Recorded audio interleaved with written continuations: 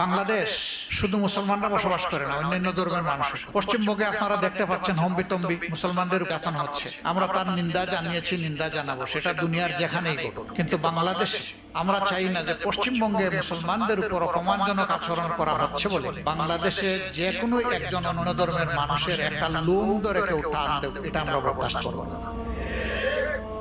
এই দেশ আমাদের সকলের, এই দেশের অধিকার বুক করার অধিকার সকলের সমান। আমরা সেই হারমোনি, আমাদের শিষ্টাচার আমরা ইনশাল্লাহ মেনে চলব, এটাই ইসলামের শাসন। বলবেন যে তারা আমাদের ভাই, এখানে আমরা প্রতিশোধ নিতে পারি না।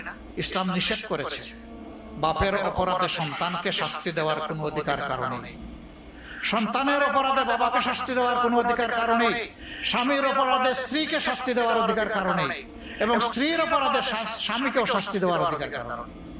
এতটুকু যদি না থাকে তাইলে অন্য দেশের কোনো কিছুর জন্য আমার দেশে আমি দেশকে অস্থির